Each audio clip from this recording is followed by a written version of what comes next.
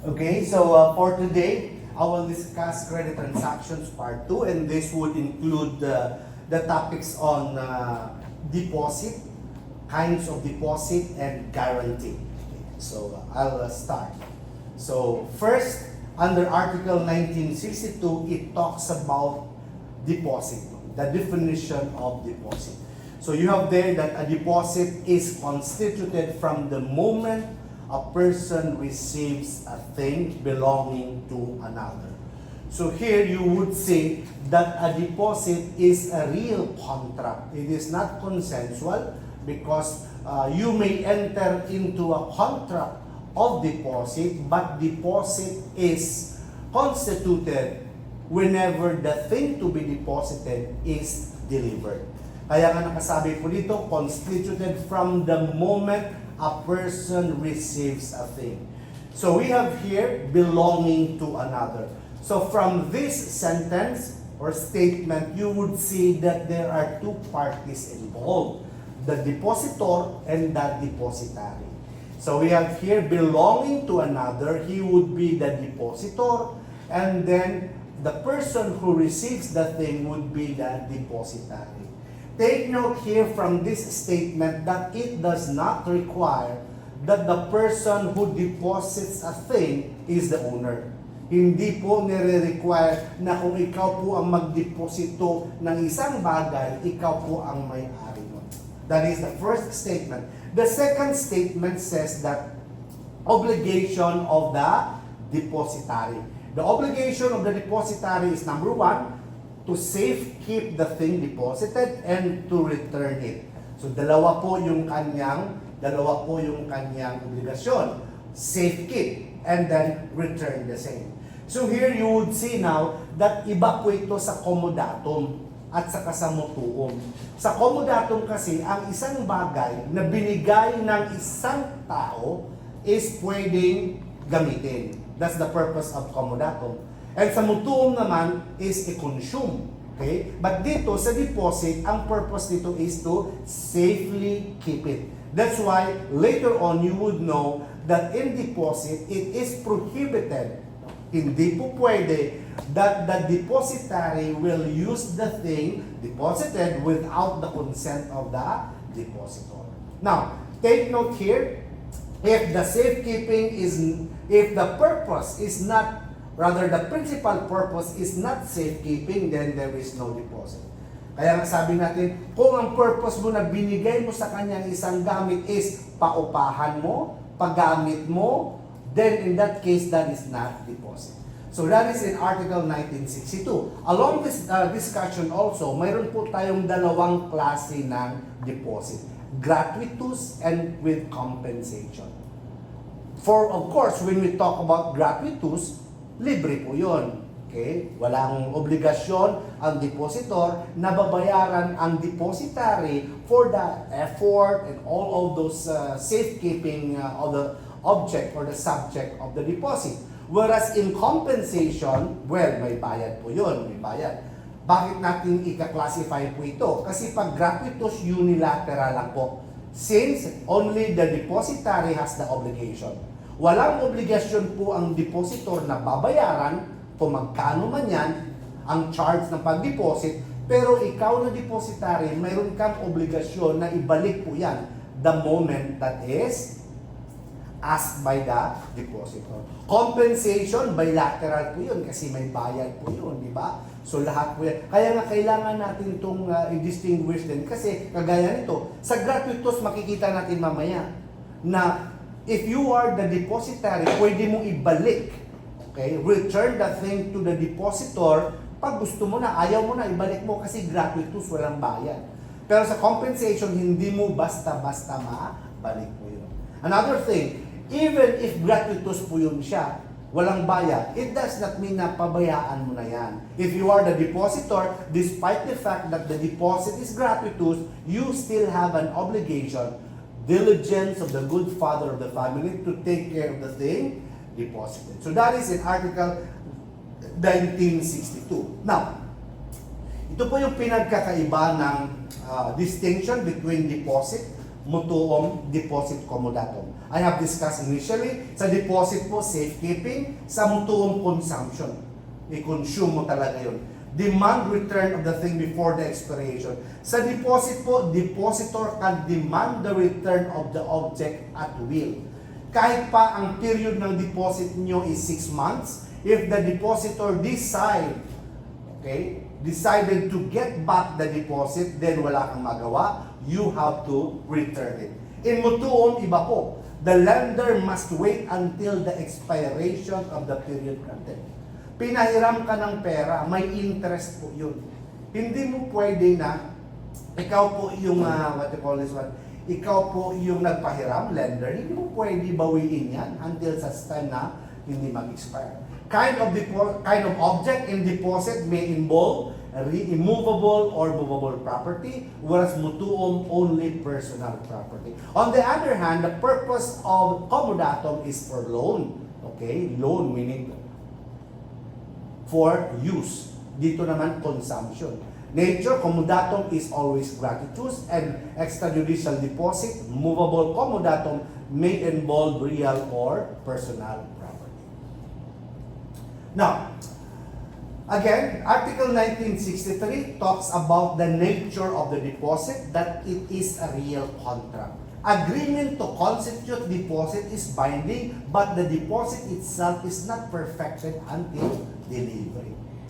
Ano po rito example? For instance, ikaw, si A at saka si B nag-usap. Sabi ni B, aalis po ako, papunta po ako ng Taiwan. Iiwan ko po sa inyo to, i-deposit ko. Payag ka ba? There is an agreement. And that agreement is binding. I could ask A, saan ka na ba? Sabi mo, i-deposit ko to. Okay? So I could compel him because of that agreement. However, there is no deposit until such time that that thing, subject matter of deposit, is delivered. So iba po yung agreement, usapan na pare, iiwan ko yung gamit ko sa iyo, ganito, mag-charge ka ba o libre ba? Yan po yun. Pero pag hindi siya, pumayag siya at eventually hindi siya sumunod, then pwede mo yan siya ma-compel because that is binding. However, deposit again is perfected only until delivery because deposit is a real contract. Kinds of deposit, we have judicial and extrajudicial. Of course, when you say judicial, there is always an intervention of the court. Extrajudicial, kayo-kayo lang po. Walang kinalaman ng korte. Tayo lang po outside the court, we agreed, we decided, and we entered into agreement to have the deposit. However, if it is directed by the court, may utang ka, kinasuhan ka, and then, sa pagkaso sa'yo, the complainant was able to secure an attachment, or the petitioner was able to secure an attachment. Alam natin yung attachment, meaning to say, hindi mo magalaw yung gamit mo habang pending ang kaso. So in that case, that could be considered as judicial deposit. Sa extrajudicial naman, dalawa po yung klase. Voluntary, necessary. From the word voluntary, please take note, judicial, extrajudicial. When you talk extrajudicial, dalawa po yan, voluntary and necessary. Pag sinabi mong voluntary, again, kayo-kayo lang yan, will of the depositor. Talagang ikaw po ang nag-initiate. Iiwan ko to sa'yo. Or minsan, may dalawang tao that they are disputing the ownership of the property. May isa pong bagay, yan, nagtatalo si A at saka si B. Ako yung may-ari nun, hindi, ako yung may-ari nun. So ngayon, habang nagde-decide or habang nag-uusap sila or even may kaso po, a thing could be deposited to a third person. Okay? So pwede nila, o sige, habang ano po tayo, habang pakitaan po tayo ng ebidensya na akin yan, okay? Or habang nasa barangay po tayo, for example, i-deposit muna natin yan sa isang tao. And then yung tao na yan, ibibigay niya sa doon kung sino man talaga yung eventually would be decided na siya yung may-ari. That is still voluntary deposit. Again, will of the depositor or dalawang tao na they believe that they are entitled to the thing deposited. Necessary naman from the word, there is a legal obligation. Necessary legal obligation. On occasion of legal obligation, on occasion of calamity. Sa legal obligation, meaning to say, there is this obligation for you to take care of the thing of that person. May obligasyon ka. Ma-discuss natin ito mamaya. On calamity, may baha, and then ang gamit na punta sa'yo. You are not the owner of that thing, but under the law, that thing, you will keep that thing in a nature of a deposit, necessary deposit. So yung mga calamity dyan, baha dyan, pumunta sa iyo yung gamit, then ang nangyari dyan, angkinin mo, hindi po yun. Hindi mo rin yan itapon. Ang mangyari po dito is that you would take care of the thing and that would be in a nature of a necessary deposit. Now, ganun din po when you travel or in hotel. The moment you stay in a hotel, all belongings, for as long as you inform the hotel and inns, are considered deposit necessary. Ma-discuss natin mamaya yung mga sinasabi nilang tawag nito waiver, dapat pirmahin mo doon, that this hotel would not be liable for anything that is lost while you stay in this hotel. That is not allowed. Or travelers in common carrier, necessary deposit. Yan siya. Classic example dati, may taga-UP, professor, teacher, and during that time, wala pa pong internet technology. Punta sa ng Europe, ma-bright siya, bright, para mag-discuss, mag-speaker. Ngayon, nandun yung kanyang lecture material sa kanyang luggage. That is necessary deposit because common carriers like airplane. Pagdating niya sa Europe, Paris I think, wala yung kanyang luggage na punta sa ibang bansa o sa ibang place. Hindi siya ngayon nakapag-present. Kinasuhan niya, nanalo po siya. Okay? Pero ngayon, pwede mo niyang kasuhan. But again, sa technology, that would be another story na pwede ka mag-present, may cloud, etc. etc. Okay? So that is, again, necessary. Tatlo po yan. Legal obligation, calamity, travelers, input fed or aids, and common carrier. Now, so we have here, deposit may be gratuitous or for a compensation. So, when can we say, the general rule here is that a deposit is gratuitous, meaning to say, libre. Kasi trust and confidence yan eh. Alam na naman iiwan mo. Like for example, yung sasakyan ko, wala na akong parking dun sa amin. Iniwan ko dun sa kakilala ko. That is deposit. Okay? Hindi niya pwede magamit yun. Kaya lang, natural, pwede niya papaandarin yun para hindi masira or kung gagamitin niya, magpaalam siya. So that is gratuitous. Pero sa mga expenses mamaya, i-reimburse ko yan siya. Ma-discuss pa natin yan. So a deposit is gratuitous contract except if there is an agreement. May usapan po kayo na may bayad. Or kahit wala kayong usapan na may bayad, but it is the business of that depositary. Warehouse, for example. Noong Henry, may warehouse siya, pwede mo doon magbayad ka. That is again considered as with compensation. So here, the general rule is that deposit is gratuitous. Ibig sabihin, pag walang usapan, if the terms of the deposit is silent, then the deposit is gratuitous. Exceptions, if there is a stipulation, depositary is engaged into business of storing gold or property is saved from destruction without the knowledge of the owner. Babayaran mo yan. Anong principle? Quasi-contract. Dito po papasok yung sinasabi natin sa obligations ng negosyorum gestio. Papasok po, umalis ka, punta ka ng Baguio. Palaki na po yung sunog, masusunog yung sasakyan mo. Kinuha, sinib, tinago, at saka inayos lahat-lahat. Then, that is considered as deposit. And as the owner, you have obligation to pay for the expenses spent in saving your property. Now, movable things, sabi dito in Article 1966 talks about the object of the deposit. Only movables. No? Pero mamaya makikita natin, may mga bagay, may mga instances that immovable things could be the subject of deposit. Sabi po dito, judicial deposit. But as a rule, the general rule, movable things lang. Personal properties. Only tangible things. Okay? Ang pwede. Not incorporeal or intangible. Wala po, hindi ka pwede mag-deposit ng karapatan. Copyright mo, i-deposit mo. Paano? Paano yan? I-deposit ko po. Ako po yung holder ng logo na to, ng trademark na to. I-deposit ko po ang karapatan ko. That is not the case. Object of deposit must be tangible. Nakikita, subject to our senses. Hindi lang nakikita, nahawakan, etc. Only movable. Now, movable, object of extra judicial deposit. However, pag immovable naman, pwede yan sa judicial deposit. Its purpose is to protect things of the parties in suit.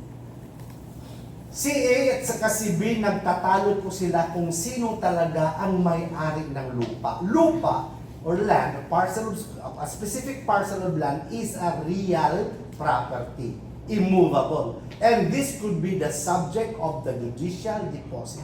Pwede nila, ang court would take cognizance or would take custody of that real immovable property until such time that the case is resolved, and that would be given to whoever would be decided by the court as the real owner.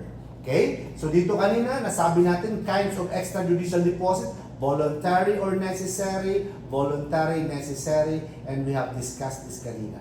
Legal obligation, calamity, hotels, and common carriers.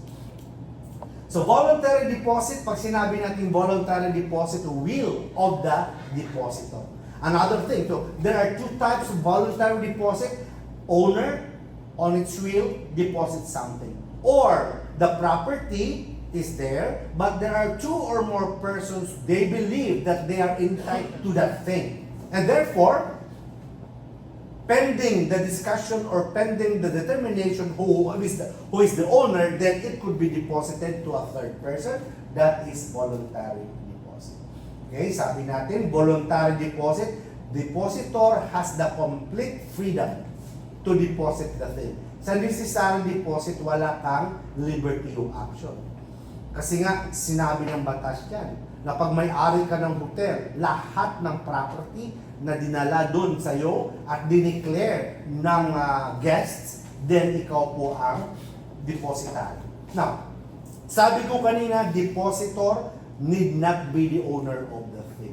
Hindi kailangan at hindi required na ang depositor magpakita ng proof of ownership before a thing is deposited. Depositor must be the owner. That's the general rule. Depositor must be the owner. Iba po kasi yung sangla. Later on, makikita natin yung mortgage. Sa sangla kasi, there is the thing about ownership. Hindi mo pwede masangla ang bagay na hindi sa'yo. Unless may authority ka sa may-ari. Unlike sa deposit, pwede mo ma-deposit ang bagay na kahit hindi ikaw po yung may-ari. Reason? Deposit does not transfer ownership. For example, carrier or lessee may deposit the goods temporarily in his possession. May-ari ka ng mga semento, maraming dadalhin po yun sa Davao. In the meantime, pinadala sa carrier. And then ngayon, habang wala pa yung barko, ang carrier could deposit that to that warehouse of another person. So again, pwede ba sabihin ng warehouse man na, hindi mo pwede ma-deposit. Saan mo yung proof of ownership mo? Hindi na po kailangan. However, makita natin mamaya, kung ikaw po yung depositary, tapos mayroon kang pagdududa na ang bagay na dineposit sa'yo ay nakaw, or iba po yung may-ari, then pwede mo yan ibalik. Ma-discuss natin yan mamaya. Okay? So that is on the depositor need not be the owner of the thing. Another thing here, na-discuss natin kanina dito, pag ang isang bagay, dalawa o more than two are claiming to be the owner, then the thing is deposited to a third person. The third person may give the thing deposited only to whoever is decided by the court na siya po yung may-ari. Ang tawag nun is interpleader. The action to compel depositors to settle their conflicting claim. For example, kahit nga sa simula, dineposit mo ang isang bagay. Okay? You deposit a car, okay, sa akin.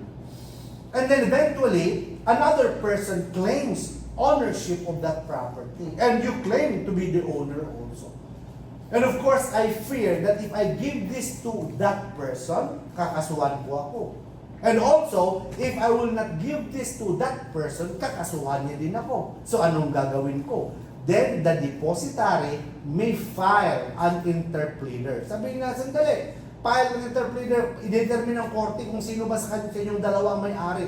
Para pag ang korte na magsabi, ibigay mo sa kanya kasi siya yung may-ari, then the depositary is relieved from any responsibility or liability.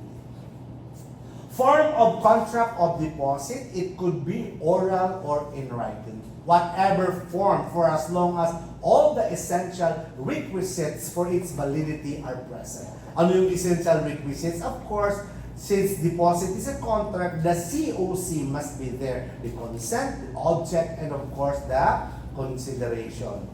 Okay, mamaya makikita natin what would happen if the depositor is incapacitated or what if the depositary is incapacitated. So the general rule, wala po yun. Pwede oral, pwede in writing. Ang sabi lang dito, all the essential requisites. And one of the essential requisites there is consent and of course formal requisites that it must be delivered. Now, ito yung sinabi ko kanina. Sabi natin na COC, and sa COC there is sabi natin consent. One of the essential requisites of contract, including deposit, is consent. And if a person is not able or not capable of giving his consent, then there is an issue as to whether or not the contract is valid. It could be voidable. So there are two scenarios here presented. One is in Article 1970, the other one is 1971. Tingnan nyo dito. Dito sa 1970, depositary is capacitated but the depositor is not. Meaning to say, may isang minor, dala-dala yung gamit niya, pumunta siya dun sa depositary para mag-deposit. Again, depositary is capacitated but the depositor is not. Wala siyang capacity to enter into a contract because again, minor po siya. Anong mangyari po? This is the rule. If a person having capacity to contract, meaning to say, accept, so this talks about the depositary, accepts a deposit made by a person who is incapacitated, meaning, siya po ang depositor, anong sabi? The depositary shall be subject to all the obligations of the depositary and may be compelled to return the thing to the guardian, to the administrator, or to the depositor himself if he would acquire capacity. Okay? So, ano mangyari? Kung ang minor pala mag-deposit ng isang bagay, of course, other persons, mga focus lang po tayo sa example na minor, no? But there are other persons incapacitated to enter into a contract. Alam po natin, civil interdiction, insanity, etc., etc. But we'll stick for purposes of our discussion dun sa minor. So, ang minor pumunta sa'yo, ikaw po ay depositary and ikaw po ay capacitated to enter into a contract. Meaning to say, all the essential requisites to enter into a contract are present. Anong obligasyon mo? Sabi po dito, kahit na minor yan siya or incapacitated siya, still, ikaw na depositary, mayroon kang obligasyon. Ano yung dalawang obligasyon natin? Again, to safekeep the thing and to return whenever it is demanded. However, since minor nga siya incapacitated, hindi mo ma-return yan sa kanya, pwede na i-compel ka to return the thing to the guardian if that is a ward, to the administrator if he is the one managing the property of that person incapacitated, or when the incapacity is no longer there, to return that to the depositor himself. Okay? So yun po ang sa depositary is capacitated and the depositor is not. Now, in 1971, where depositary is incapacitated and depositor is capacitated. Dito naman, baliktad. Ang depositor may capacity to enter into a contract pero hindi niya alam ang depositary para minor, for example. Malaking tao, bigotilyo. If the deposit has been made by a capacitated person, so depositor, capacitated siya, no?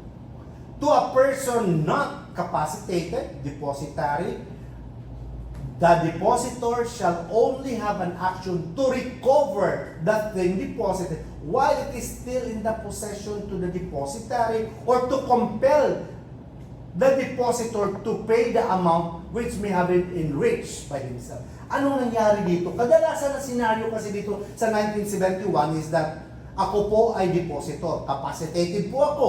Pumunta po ako sa'yo, dineposit ko yung isang bagay. Incapacitated ka. Meaning to say, yung mga incapacitated to enter to, bininta mo ngayon yung dineposito ko sa'yo. Makakasuhan ba kita? Yun nga, sabi nga ng batas. Hindi mo inalam na incapacitated pala siya.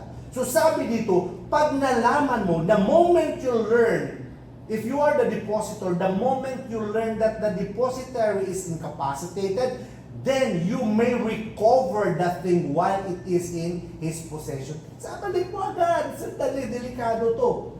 Or, nako, baka nabinta niya na.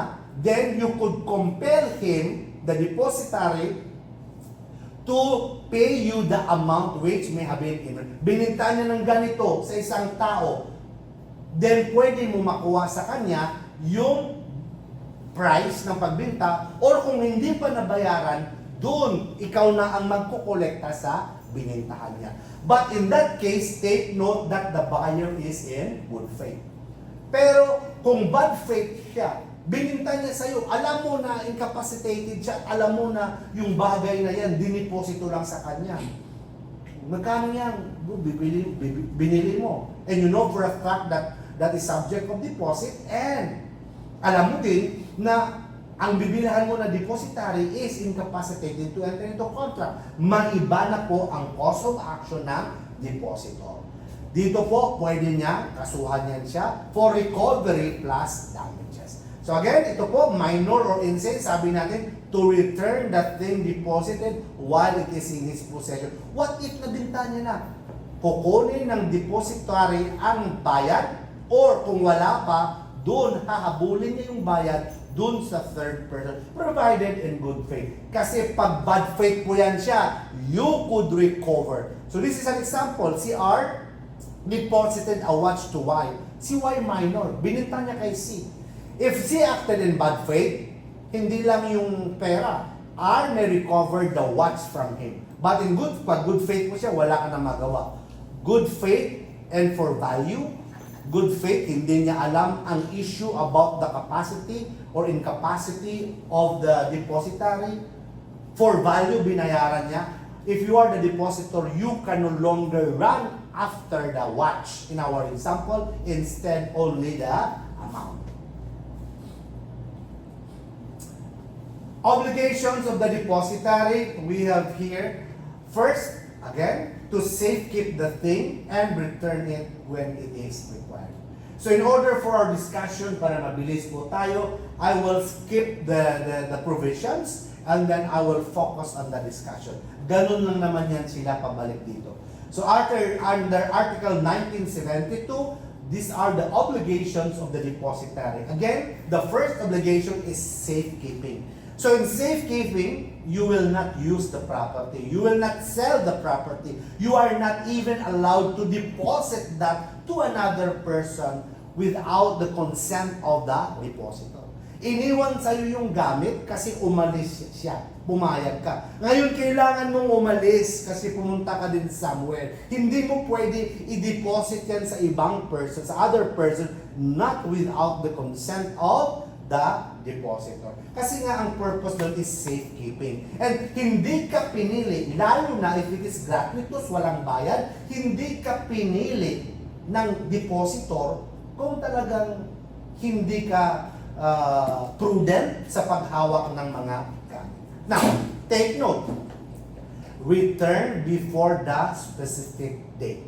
Even if the deposit is for a period, if the depositor claims it, kahit may period of time pa yan, or may agreement po kayo, then kailangan mong ibalik yan. Kailangan mong ibalik yan. What if, sir, may bayad po yun? Well, ibalik mo pa din, provided na bayad ka dun sa agreement nyo. 1 year po ang deposit. 6 months kinuha niya na sa'yo. Pag gratuitous po yan, walang bayad, of course, bigay mo yon. What if may bayad? Of course, sabi ng batas, hindi naman pwede bayaran niya 6 months lang, usapan niyo 1 year. He has to pay, the depositor has to pay the entire agreement as to payment or compensation before the depositary is required to give the thing deposited. Pero pwede naman kayo mag-hadal. Sabi, 6 months lang to, pwede ba wag mo nang bayaran yung remaining? Pag pumayag, waiver, that is fine. Degree of care, kailangan diligence. Kahit walang bayad, diligence po yan. Again, confidence, nandun. Second, depositary is, pinili ka nga dahil sa kilala ka. Okay? So dito po tayo. Rules applicable. Liability of the depositary for care and delivery is governed by this rule. Kasi nga, bakit? When can we say that a person is negligent? Negligent yan siya, neglectful. Because he did not exercise the required diligence. A person is neglectful under the law if he did not observe the required diligence. And we have kinds of diligence. Ordinary, we have the good father of the family, of course, and we have extraordinary. So that is the obligation of the depositary. He is liable if the loss occurs to his fault. Obviously, if you are the reason for the loss, then ikaw po yun. But there is a presumption. If the thing is lost in the hands of the depositary, and we cannot figure out whether or not it is his fault, there is a presumption that whenever the thing is lost, while in the possession of the depositary, the presumption is he is at fault. Now, the required degree of care is greater pag may bayad. Dito nga walang bayad, kailangan mo mag-exercise ng care or diligence, lalo na pag may bayad. Okay? So that is on that article. Sabi natin, safekeeping. So therefore, 1973, obligation not to transfer deposit. Na-discuss mo kanina na kung nasa na yun na, if the thing is already in your possession, being the depositary, you cannot have it deposited to other person. Pero kung allowed naman, then pwede. Pero ikaw po ang managot doon sa neglectful act ng taong pinagkakatiwalaan. Si A, depositor. Dineposit niya yung property niya kay B. As a rule, pag walang usapan, si B, hindi niya pwede i-deposito kung kahit sino-sino man, kung hindi papayag si A. What if mayroon silang usapan na in the event na kailangan ni B umalis or somewhere, and then payagan siyang i-deposito kay C? Pwede po yun. However, there is an obligation by the depositary to answer for the loss of that thing as a result of carelessness or unfitness of the person he has chosen. Yun po ang nangyari dito. So, malamang, pag nasira yung gamit dun sa taong pinag-iwanan mo, ikaw yung depositary, dahil ano nga, unfit po yan siya. Hindi siya fit. Borara, okay? Or careless. Alam niya na hindi po pwede mainitan yung gamit na yan. Nag-breath na tuloy, etc. So that is the obligation. The general rule again, the depositary has no authority to transfer the deposit to a third person except there is an agreement. If there is an agreement that is allowed, the depositary is still liable if the person is manifestly careless or unfit, and as a result, nasira po ang gamit. Okay? So yun po, paulit-ulit tayo dito. Not to transfer. Pag tinransfer man yan, then liable po yan siya. And even, the thing is lost to a negligence of his employees. Iniwan sa akin, tapos mga empleyado po ako, and then nasira ng empleyado ko habang inaayos niya or habang nililinisan niya, etc. etc. Ganun po ang sabihin. For example, example dito kasi mamaya, transistor radio. Alam niyo yung transistor radio? Naabutan niyo na ba to? Yung radyo na pag ganun mo? Pero alam niyo ba, pag may Holocaust sa web, wala na tayong internet lahat-lahat, only the transistor radio ang gagana. Di ba yung mga movies nakikita natin na talagang may battery pa yan sila, yun po ang kasi po, pag yun ang transistor radio, masisira yan pag hindi ginagamit kasi mag-moist yan siya. So that is an example here because while it is true that if you are the depositary, you are not allowed to use it, pero example dito, transistor radio, pwede mo papaandarin yan, makinig ka ng mga kung ano-ano dyan, para to keep it, to preserve that thing. Okay? So yun ang sabi po dito. Now, let's proceed. Obligation not to change the way of deposit. So hindi mo baguhin po yan ang deposit. Kung nakabalot po yan, wag mong buksan. Huwag mong binuksan mo at nilagay mo sa isang balot ulit. Hindi po pwede. Obligation not to change way of. The depositary may change the way of deposit under circumstances. He may reasonably presume that the depositor would consent to the change if he knew of the facts of the situation.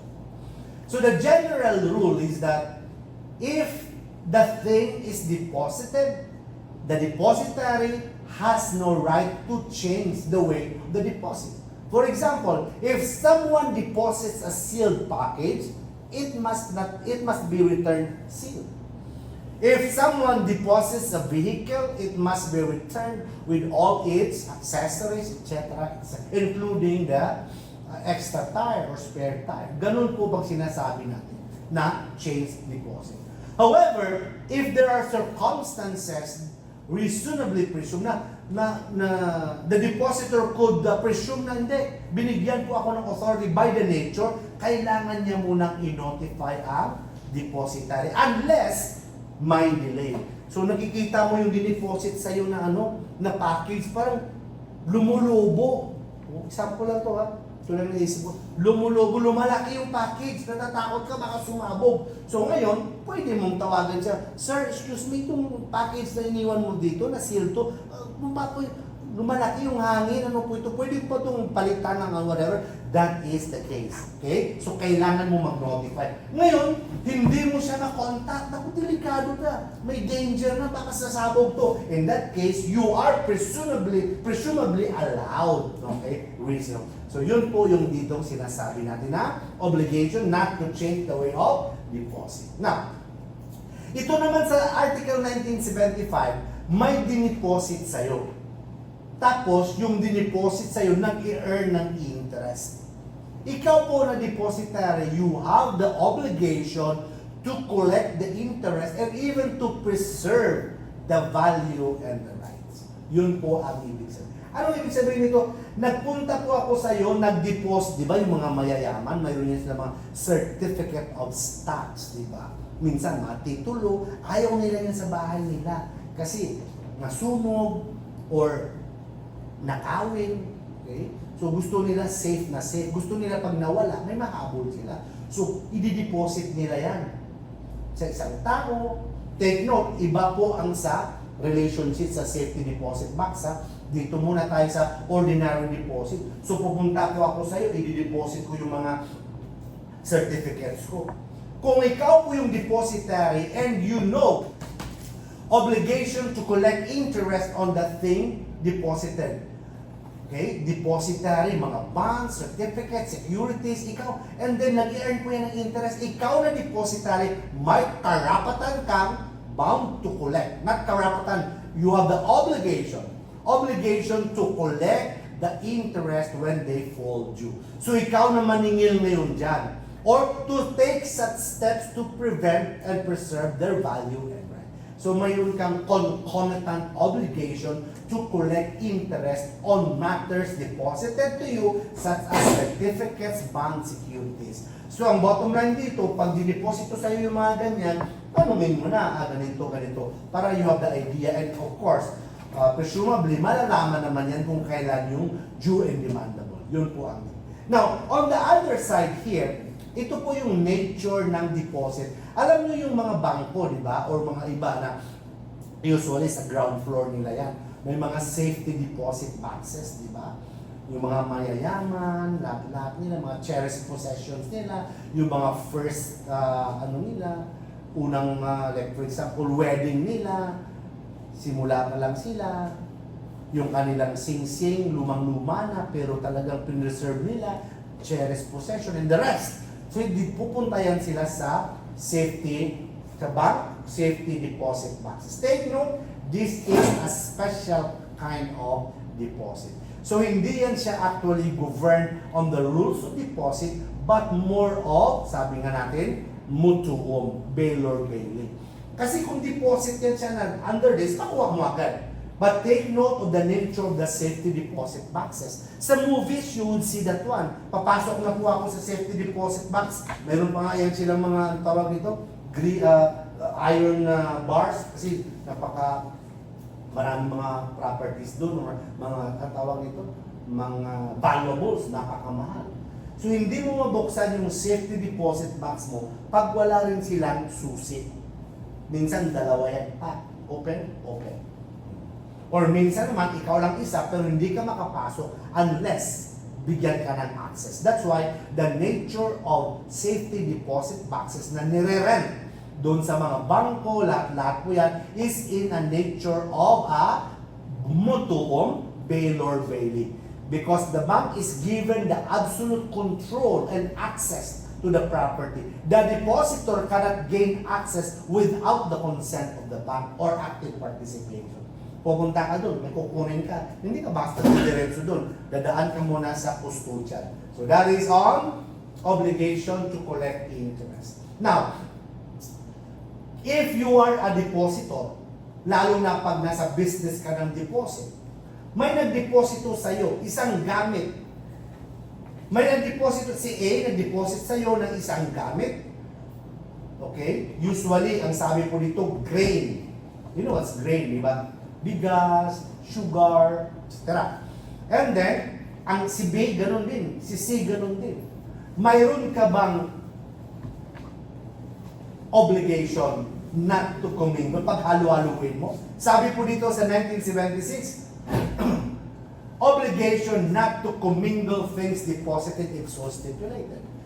So there is the rule, unless there is a stipulation to the contrary. So kung wala pong usapan na hindi pwedeng ihalo mo sa ibang mga deposito, sa ibang mga gamit na na-deposit sa'yo, yung aking grains, yung bigas ko, yung sugar ko, hindi mo pwede ipaghalo yan.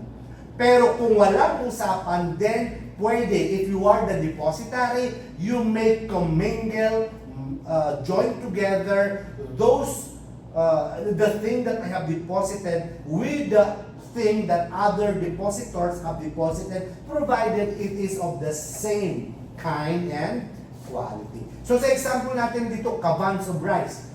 Si Y, depositary, naka-receive sa kay R ng 12 kabans of rice, palagay na natin Jasmine.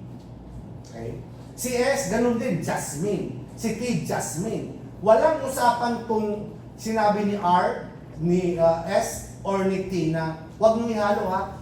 Walang usapan. So here, Y could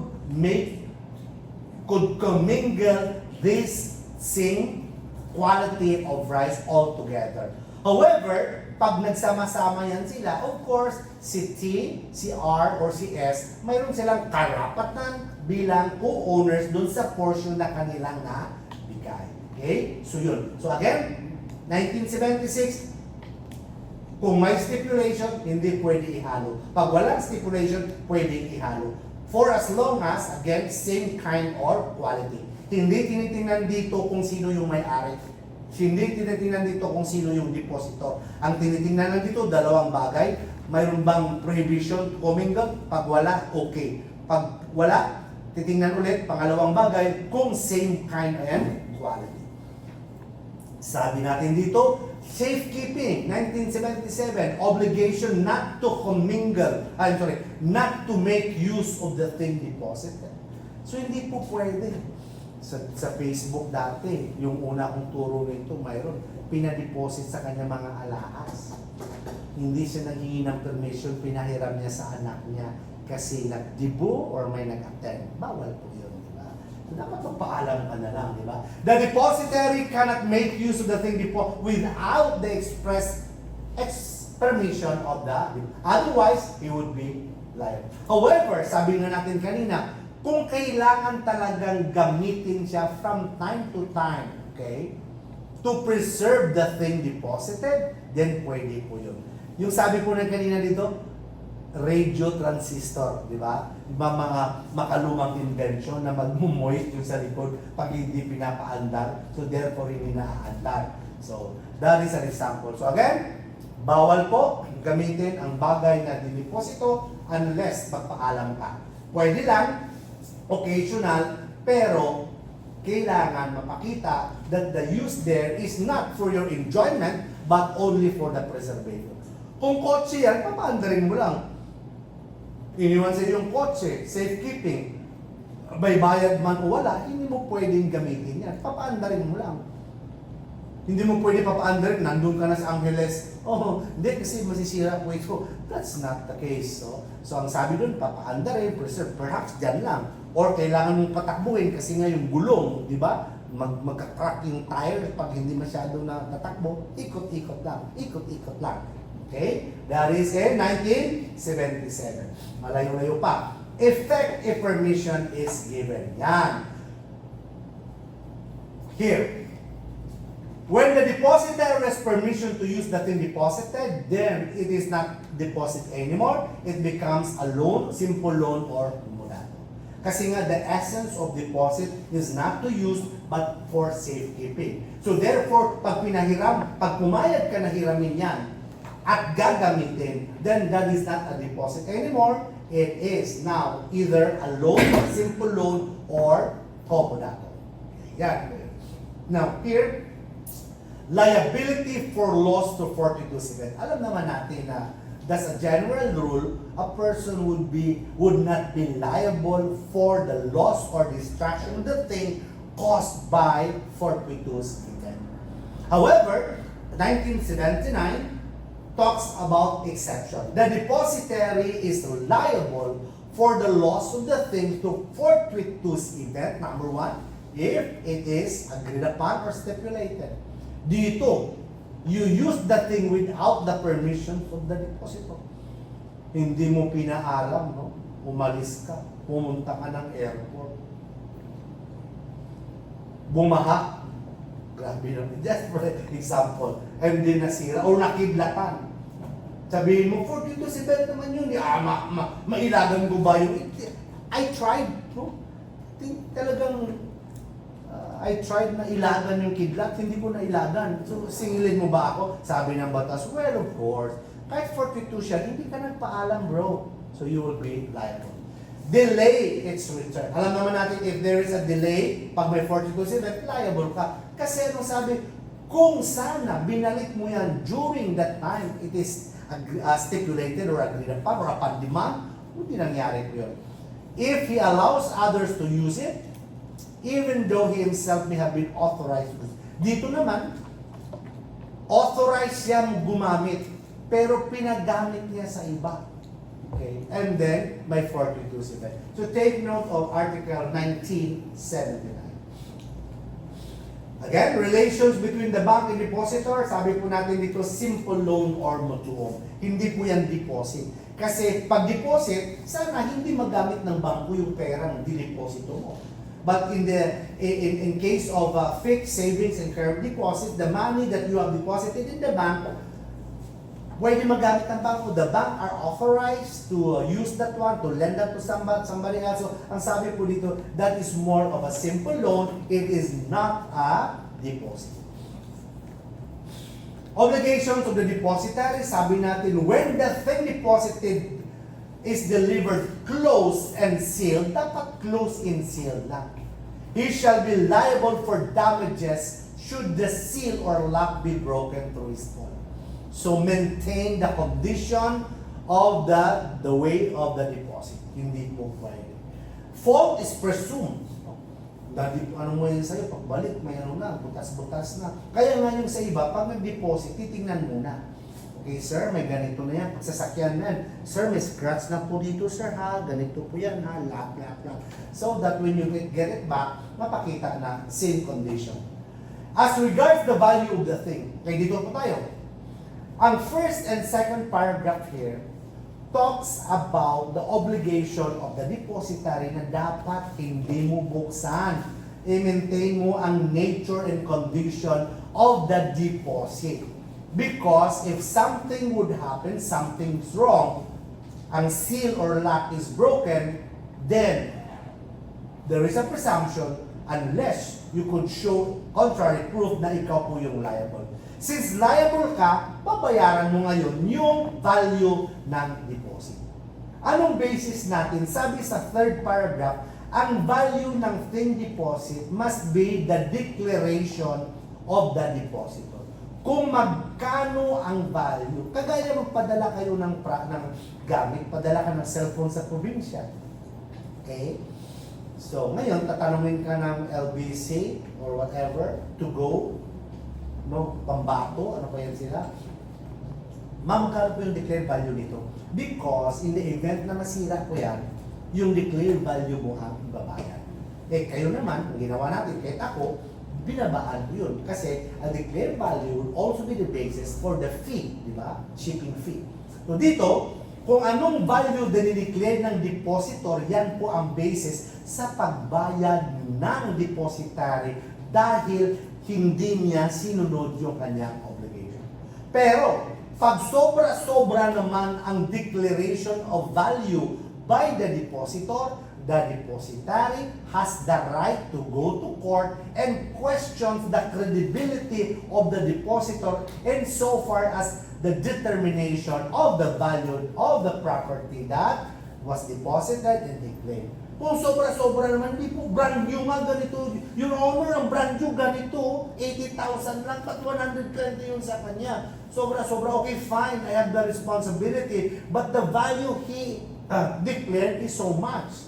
Ganon. So the court will now rule. Okay? Last paragraph, when the seal or lock is broken with or without the depositary's fault, he shall keep the secret of the deposit. So, keep secret, talagang tatago niya pa rin yan, and then hindi niya papaalam sa... Now, dito naman, sabi natin, exception to. Kanina, sabi natin, kung ano yung diniposit sa'yo, dapat hindi mo bubuksan. Pero may exception under 1982, when depositary justified to open. When it becomes necessary to open a lockbox or receptacle, the depositary is presumed authorized to do so. What are the instances which we could presume that the depositary is authorized to open a closed or sealed anong sabi dito? Receptacle. Anong po sabi dito? Pag iniwan sa kanya ang susi. Or pag hindi magampanan ang instruction ng depositor without opening the box or receptacle. For example, may iniwan sa'yo na gamit, okay, nasa box, at iniwan sa'yo yung susi. There is a presumption na you are authorized to open that one when it is necessary. Okay? Necessary there is based on the circumstances. Linisan, for example, or mayroong bang amoy, no, na masangsang, okay? Putrid, and therefore, ano ba to? So, pwede mong buksan. Kung nabigay sa iyo yung susi, then that is a presumption that the depositor is allowing you to open that closed box or receptacle. Or, nandun sa closed box, tinawagan ka ngayon, hello? Yes, ma'am, ang sa loob po niyan, 3 po yung ganito. Pupunta yung anak ko dyan kasi kukunin niya. In that case, the instruction of the depositor could not be executed without opening the box or receipt. Article 1983 is very simple. It talks about accessory follows the principal. If the thing deposited has accessions and accessories, kailangan po yan ibalik. Okay? The depositor is the owner, or kung hindi man, represents the owner. Kasi sabi natin kanina, it is not an obligation of the depositor to prove that he is the owner of the thing deposited. Or, stated otherwise, it is not incumbent upon the depositary to question the ownership or to demand proof of ownership of the depositor before the depositary would accept the thing deposited. Yan po ang sa Article 1983. Sabi po dito, okay, the thing deposited must be returned with all its products, accessories, and accessions. 1984, the depositor did not prove his ownership. We discussed this already because in deposit, there is no transfer of ownership. The depositary cannot demand the depositor to prove his ownership. Hindi mo na kailangan. So, pupunta po ako sa iyo ngayon, dineposit ko. Hindi mo ako pwedeng tanungin, attorney, sa iyo ba yan? No. There is that presumption na akin po ito. So, therefore, you cannot ask me to prove my ownership. However, sabi po dito, nanood ka ng TV kagabi. And then, na-realize mo sa news na yung property, may ninakaw na property na flash sa TV. And then na-realize mo, yun yung dinala dito ah. Ito talaga yun, di ba? Sabi po dito, nevertheless, should you discover that that thing has been stolen, okay, alam mo, nakaw yun. Nakaw pala ito kayo, dinala ni attorney. Or, alam mo talaga yung true owner. Okay? Alam mo yung true owner, dineposit sa... Anong gagawin mo? You must advise the owner. Tawagan mo ngayon. Hello, Attorney June, nandito si Attorney Celis, may dineposito dito. Parang sa'yo to, may ano mo pa nga eh, may pangalan mo pa, June Villegas dito, Amado Villegas. Sa'yo to, dineposit. Parang ganon. Or if knockout. That is the obligation of the depositary. Again, you do not have the obligation to demand proof of ownership of the depositor. However, should you discover later on that the property deposited is stolen or there is really a true owner, what will you do? You will not call the depositor, but you will call or advise the true owner. Because the true owner under the law is given only 1 month to claim it. Kasi baka madali ang depositary. Alam niyo ba, pag nagtago kayo ng bagay na nakaw, baka matamaan kayo ng anti-financing. Kung property yan, nanakaw, naku, matamaan ka, pera yan, matamaan kayo ng AMLA. Diba? So dito, sabi ng batas, kung nakaw yan sa ibang tao, advisean mo yung true owner. And then, the true owner has 1 month to claim it. Otherwise, paglampas ng 1 month from notice, then the depositary shall be relieved of all the responsibility pag binalik niya yung gamit sa deposito. So pag binalik niya, inadvisean si June Villegas, si Attorney June, inadvisean. Ngayon, 1 month na, wala siya. And then, that's also the time na dapat ko nang ibalik yung bagay na dineposit. Anong mangyari? Hindi na po ako mahabol ni Sir June because again, lampas na po ang palugit na dapat i-claim niya sa akin. Okay. If the depositary has reasonable grounds to believe that the thing has not been lawfully acquired, then the former may return the same. So this is also an exception to the rule na kahit may period pa yan, lalo na pag compensation, with compensation ang deposit, malaman mo, nakaw tong alahas na to. Yung sing-sing na to nakaw, ito yung sinuot dati ni Attorney Bakay. Ito talaga yung nakikita ko to.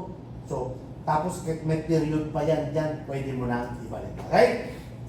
Depositor did not prove ownership, etc., etc. So I hold you responsible for this 1 month, lahat ng para matapos tayo.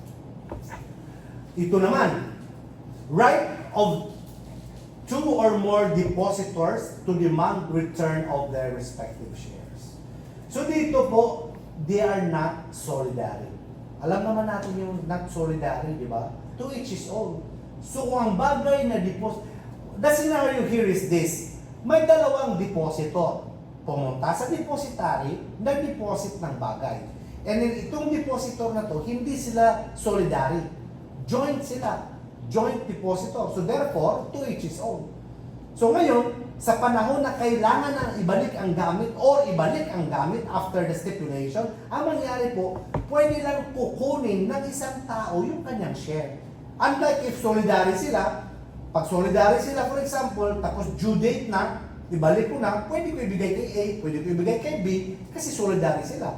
Pero pag hindi sila solidary joint, bibigay ko lang kay A ang kanyang share, bibigay ko kay B ang kanyang share. In the same manner na pag lumapit sa akin si A, kukunin niya yung bagay na na-deposito niya before the expiration of the period of deposit, ibigay ko lang yung share niya.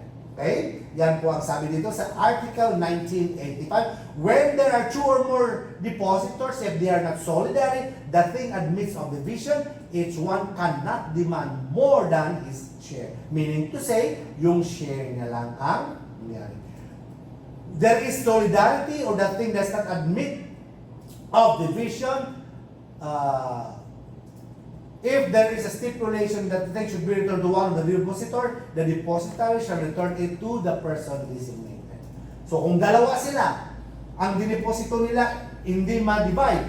Anong hindi ma-divide? Kotse. Dalawa sila. Okay? Paano ngayon yan? So kung ikaw depositary, then titingnan mo kung ano yung stipulation. Pag sinabi nyo na ibigay mo lang kay A, yung si A, kay A mo lang ibigay. That is on right of two or more depositors who are joint. Ito po yung example natin. Okay? If R and S are solidary depositors of the thing, for example, a car, the depositary can return to either of them. Kasi solidary po sila. But if there is a stipulation na kay isa kay R lang or kay S return, then dapat yun po ang susundin. So take note, pag tinanong po kayo, may karapatan ba ikaw na mag-demand ng lahat na i-return sa'yo? Or may obligasyon ba ang depositary na ibigay ang lahat sa isang depositor? The answer will depend on, number one, the question of whether or not the depositors are joint or solidary. Number two, whether or not that thing admits divisibility or not. If it is indivisible, then you may give it to either of the depositors, except if there is a stipulation that only one of the depositors will receive the thing deposit. Kanino mo i-return ang bagay? Sabi po dito, if the depositor should lose his capacity to contract after having made the deposit, the thing cannot be returned except to the person who may have administration over his property. Kanina, kung titingnan nyo guys, earlier, ang sinabi po doon, ang depositor sa simula pa lang, wala na siyang capacity to enter into a contract of deposit. Tinanggap ng depositary. Anong mangyari ngayon? Sabi doon, ang depositary may still obligation to safekeep and return the thing. Kanino niya i-return?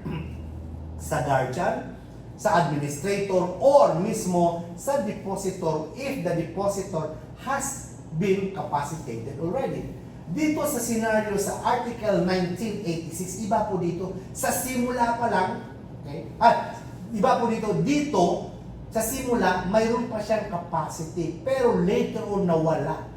If the depositor should lose his capacity to contract after having made the deposit, ano mangyayari? Kung ikaw ang depositary, i-return mo sa administrator.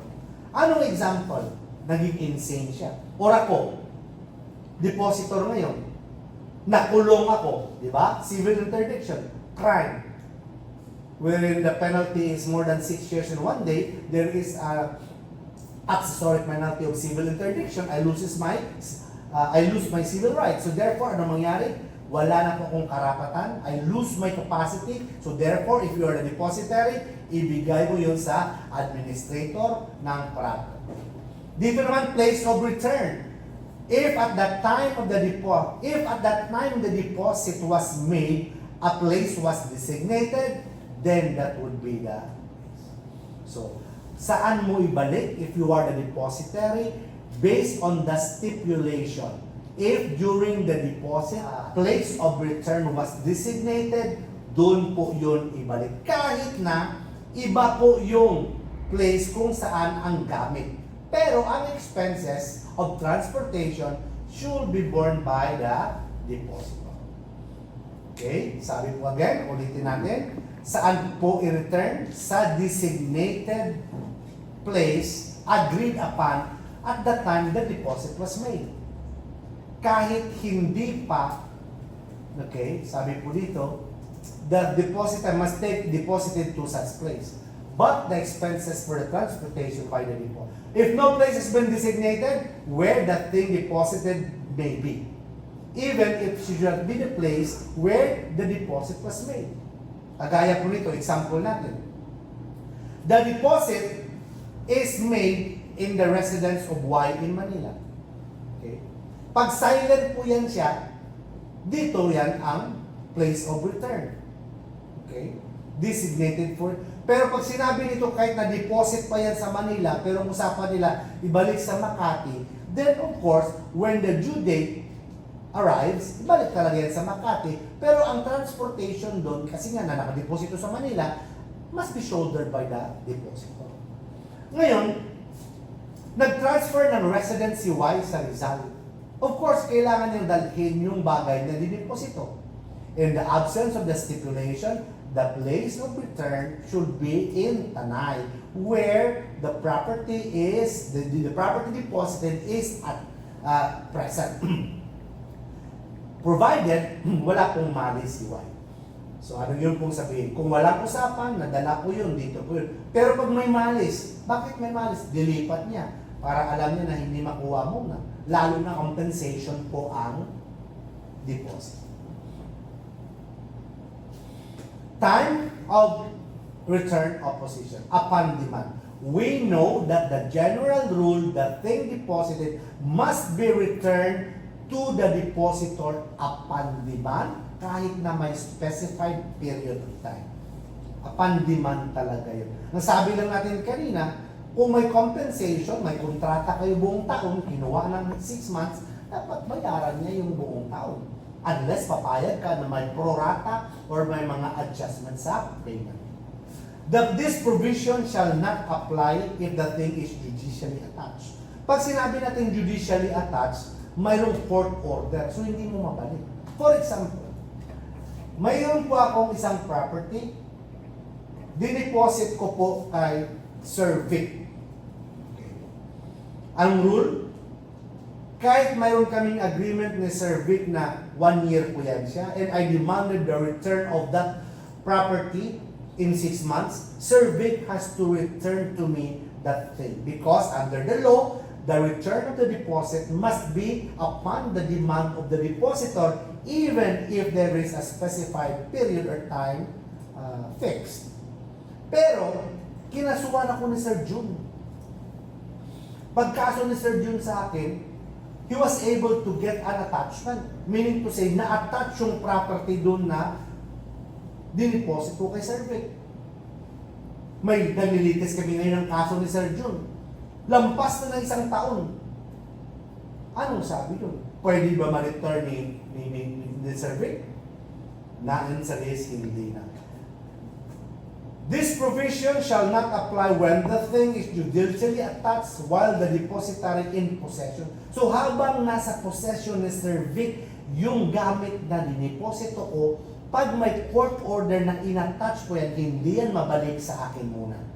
Or kung may ibang taong nag-claim, opposition of a third person to return or the removal of the thing. So take note of the 3 instances where the depositary cannot return the thing upon the expiration of the period or upon demand by the depositor. Right of depositary to return the thing deposited. Unless the deposit is for valuable consideration, depositary may, even before designated time, return it to the depositor. So dati sabi natin, kung ako po nag-deposit ng bagay kay Sir Vic, may usapan kami and gratuitous wala kong bayad, kahit isang taon yan, pwede yan mabalik sa akin ni Sir Vic. Even before the time designated. At if I will refuse, sabi natin sa obligation and contracts, consignation sa court. Kasi baka masira yung gamit. What if sasakyan yung dineposit ko kay Sir Vic? Tapos libre lang, nandun sa bahay niya. Kailangan na ni Sir Vic yung kanyang parking space. Sabi niya, Attorney Celis, di ba 1 year yung usapan natin? Pero bro, kailangan ko yung parking space. Ihatid ko na sa'yo. Hindi ko pwede sabihin na, hindi ko pwede yun. Usapan natin 1 year. If it is for gratuitous. Di ba? Okay. Now, kahit may bayad pa yan, if there is justifiable reasons for Sir Vic to return that even before the designated time, pwede niya yan mabalik sa akin. Okay? That is on that thing. Now, liability for loss, sabi po natin, of course, hindi ka liable. Ano nangyari dito sa 1990? Sa 1990 po, ikaw po yung depositary. Mayroon po akong bagay na dideposit sa'yo. Ngayon, nawala. Or, because of government order, nakuha sa'yo. Or nawala. Because of force majeure. Ang sabi po nito, hindi ka liable pag force majeure, pero pag nawala ang bagay, and in effect, rather, in lieu thereof, you receive money or another thing from the government, then dapat i-deliver mo yung bagay o pera na natanggap mo. If the depositary by force majeure or government order loses the thing, loses meaning wala na sa kanya, either nasira or nakuha sa kanya because the government order, meaning court order, sequestration, kasali pa yan siya sa pogo, kinuha, ano mangyari, or just compensation, bininta, kinuha ng gobyerno, binayaran ka, ang natanggap mong pera, dapat ibigay mo yan siya, deposit. 1991, alienation in good faith by depositaries here. Ano po ito? Depositary, hindi niya alam na ang property pala hindi sa kanyang tatay o sa kanyang nanay na namatay, bininta niya. Yan. Sa 1991, ito po yung scenario. Si A, nag-deposit siya ng property niya kay B. Si B, namatay. May anak siyang si C.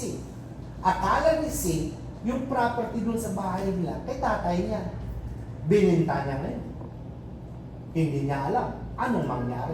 Ito po yung rule sa 1991. The depositary's heir, who in good faith, walang alam, have sold the thing, na hindi niya alam na deposit lang pala yun, shall be bound to return the price which he may have received. Kagaya nung dati kanina, na depositary is incapable, bininta niya.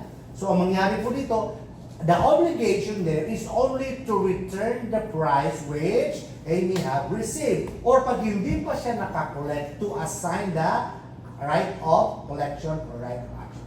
So again, dito po, the depositary guys, lahat-lahat po yan. So anong nangyari po dito?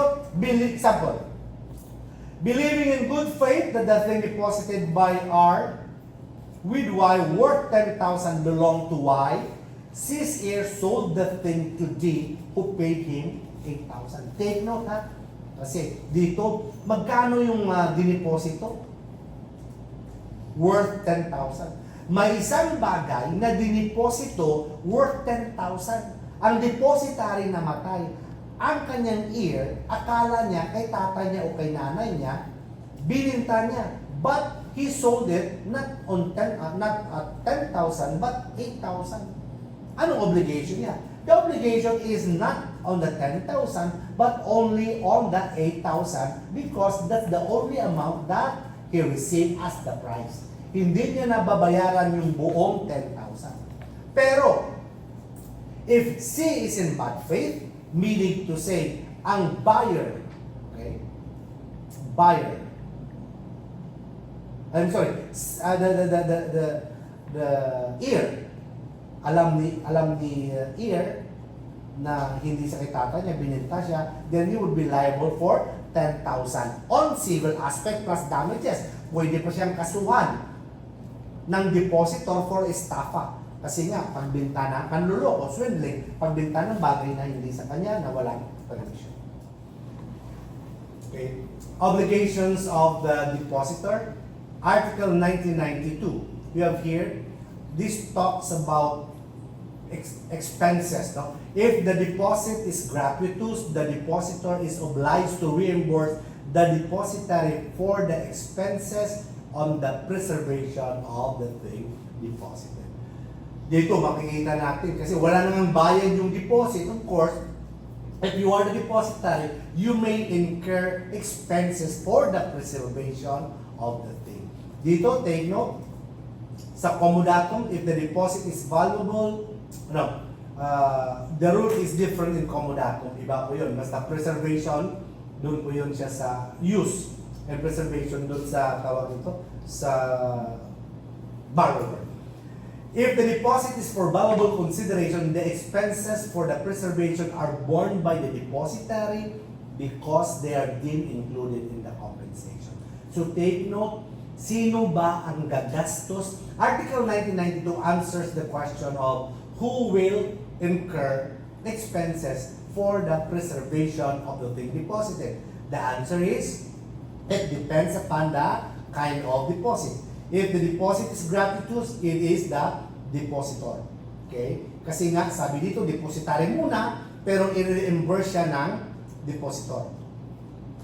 Pero, if the deposit is for consideration, compensation, may bayad, then ang magbayad ng expenses for preservation of the thing deposited would be the depositary, kasi sabi ng batas, included na yan siya sa bayad. The depositor shall reimburse the depositary for any loss arising from the character of the thing deposited at the time of the deposit. Anong mangyari po nito? Deposito.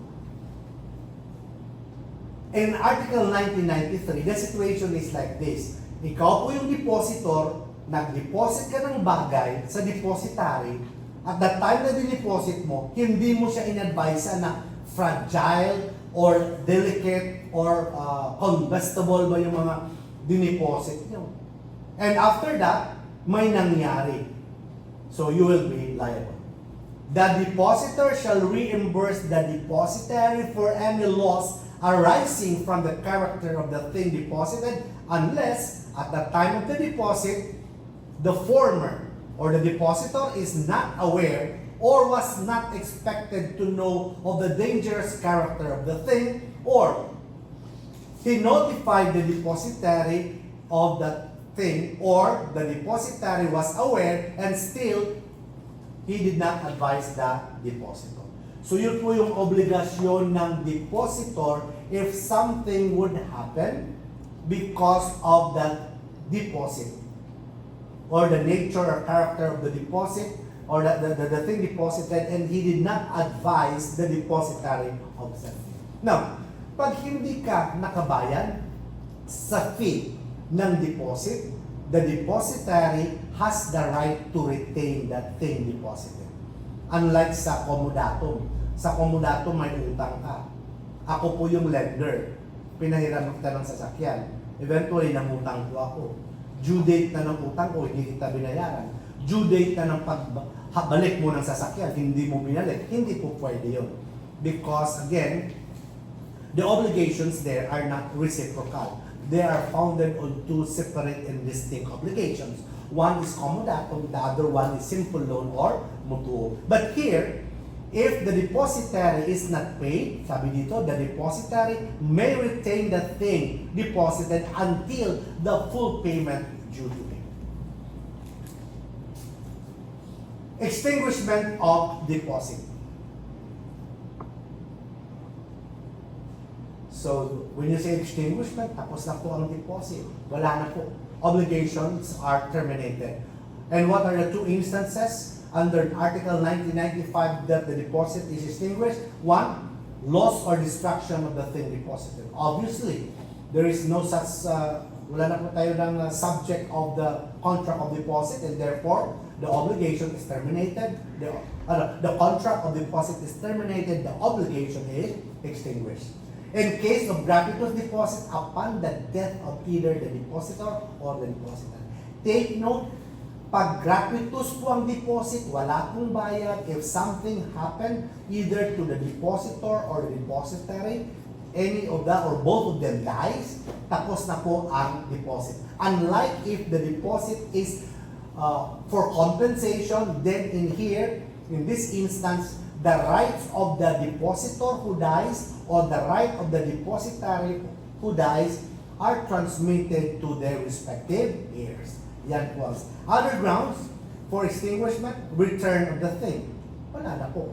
Novation. You know what's novation? Nagbago na po ang kanilang usapan.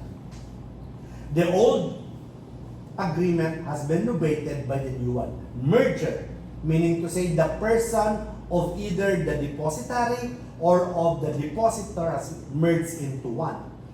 Malamang nabili ng depositary ang subject matter or malamang so na-merge sa kanya. Okay? So that is an expiration of the term and fulfillment of the resolutory condition. So death, take note, ito, importante po ito, depende po yan.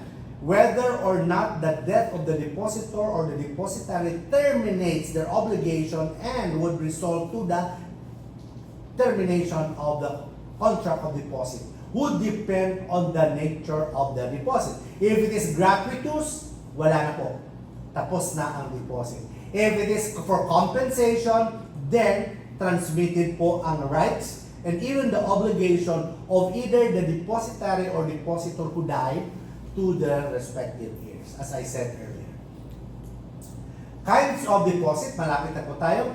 Necessary deposit, sabi natin, necessary kasi hindi voluntary. Kailangan in compliance with the legal obligation or in occasion of calamity, fire, storm, floods, pilferage, shipwreck.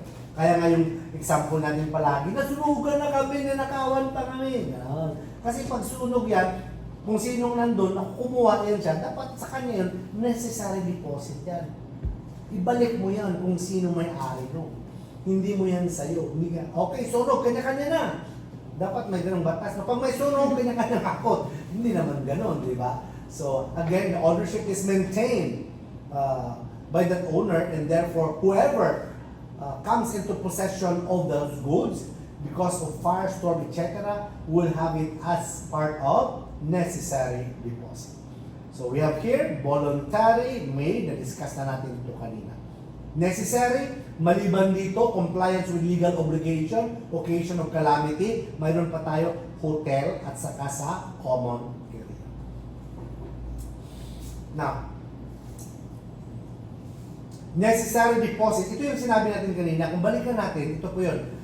When can we say that walang problema dito po, calamity, obvious, it is very easily madali lang itong i-intindihin. Ito naman sa number 2, in legal compliance with legal obligation.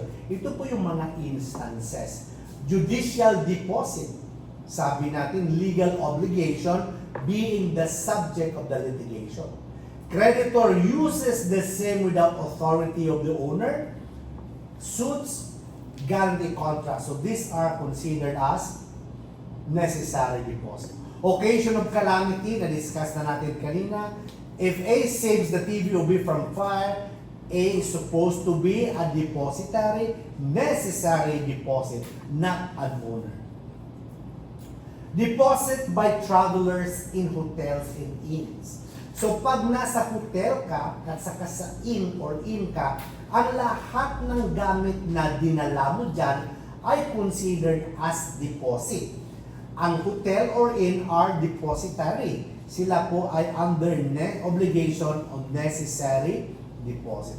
Keepers of hotels or inn shall be responsible for the depositaries provided may notice na binigay sa kanila kung anong mga bagay ang dala sa hotel or inn or to their employees. So, yun po ang requirements. Again, necessary deposit sa hotel provided the depositor notifies the hotels, inns, or their employees of the effects brought by the guests.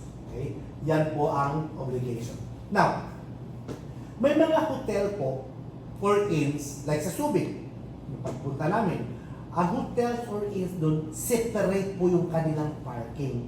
Kasi nga limited ang space. Pag dito ka, pag check-in mo sa hotel, ma'am, saan po yung parking? Sir, nakikita mo yan sa harap, may guard doon po yung parking, sir. I-assist ka niya. Pag may nangyari sa aking sasakyan doon, liable pa din sila. Or pupunta ka sa hotel, of course, dala mo yung ano mo, animals. Nandun yung paborito mong pusa. Si R1, si Lance, dala ko. Hindi mo naman pwede dalhin sa hotel yan, sa loob ng hotel. Kasi nga, may mga hygiene matters or mga allergic reaction. So, mayroong separate places for that. Dinala doon. May nangyari, liable pa din sila. Under Article 1999, hotel keeper is liable for vehicles, animals, and articles which have been introduced or placed in the annexes of the hotel. So kahit nandun pa yan siya, for as long that is an annex of the hotel or property of the hotel, liable pa yan sila. What are the elements again before the hotel keepers are liable? They have been previously informed about the effects brought by the guest. Ma'am, ganito po, may dala po kaming dito, ganito, ganyan.